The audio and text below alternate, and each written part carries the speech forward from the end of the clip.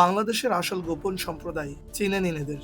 বাংলাদেশে আসলে কি কোনো গুপ্ত সম্প্রদায় আছে যারা পর্দার আড়ালে থেকে সবকিছু নিয়ন্ত্রণ করে? হয়তো ভাবছেন ইলুমিনাতি বা ফ্রিমেশন। না, বাংলাদেশের সবচেয়ে শক্তিশালী এবং বিপজ্জনক গোপন চক্রটি আপনার চোখের সামনেই ঘোরে। এরা হলো নাস্তিক বামপন্থী চক্র।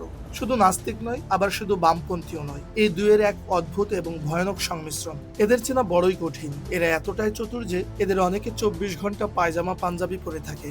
এমনকি শেষ বয়সে এসে এরা হজও করে ফেলে। এদের পরিবার আত্মীয় স্বজন চারদিকে প্রচার করে যে এরা আসলে ধর্মপ্রাণ ছিল, কিন্তু ভিতরের সত্যটা একদম আলাদা। একসময় এরা রুশ বাম আর চীন বাম এই দুই ধারায় বিভক্ত ছিল, কিন্তু সোভিয়েত ইউনিয়ন পতনের পর এদের কৌশল বদলে গেছে। এরা এখন সরাসরি রাজনীতি বাদ দিয়ে নেমেছে ধান্দার রাজনীতিতে। এরা এখন কোথায় নেই, দেশের প্রধান দুইটি রাজনৈতিক দল থেকে শুরু করে 3 বা 4 নাম্বার দল, সবখানে এদের শক্ত অবস্থান। এদের উদ্দেশ্য একটাই, ক্ষমতার কাছাকাছি থাকা। তবে এদের একটা চতুরাংশ সরাসরি রাজনীতিতে ঢোকে না। তারা নিজেদের পরিচয় দেয় সুশীল সমাজ, চলচ্চিত্র নির্মাতা, বিজ্ঞাপনী সংস্থার মালিক, পত্রিকার সম্পাদক কিংবা এনজিও ব্যবসায়ী হিসেবে। আর এদের আসল ব্যবসা কি জানেন? সব ব্যবসার উপরের ব্যবসা, চেতনার ব্যবসা।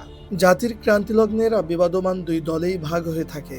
উপরে মারামারি করলেও তলে তলে এদের রয়েছে এক শক্তিশালী গোপন লেয়াজো। এদের নিজেদের মধ্যে একটা আলাদা বেতার তরঙ্গের মতো যোগাযোগ আছে। একে অপরকে দেখলে এরা চিনতে পারে, আত্মবিশ্বাস পায়। নিজেদের ছেলে মেয়ে আর অনুসারীদের একে অপরের প্ল্যাটফর্মে প্রোটেকশন দেওয়া এদের প্রধান কাজ।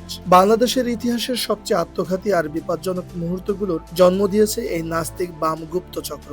তারা তো মনের ভুলে বাম রাজনীতিতে ঢোকে, পরে তওবা করে বেরিয়ে আসে। তারা খারাপ মানুষ নয়, আমি বলছি সেই আলাদা ব্রিড বা প্রজাতির কথা, যারা নাস্তিকতা আর বামপন্থীকে ঢাল হিসেবে ব্যবহার করে ক্ষমতা আর স্বার্থের জন্য। এরা সব দলে আছে, সব জায়গায় আছে। তাই সাবধান, আপনারা যখন নিজেরা কাটাকাটি বা মারামারি করবেন, তখন একবার ভাবুন, আপনি কি এই শক্তিশালী গুপ্ত চক্রের হাতের গুটি হিসেবে ব্যবহৃত হচ্ছেন না তো? দেশের আসল নিয়ন্ত্রণ কাদের হাতে?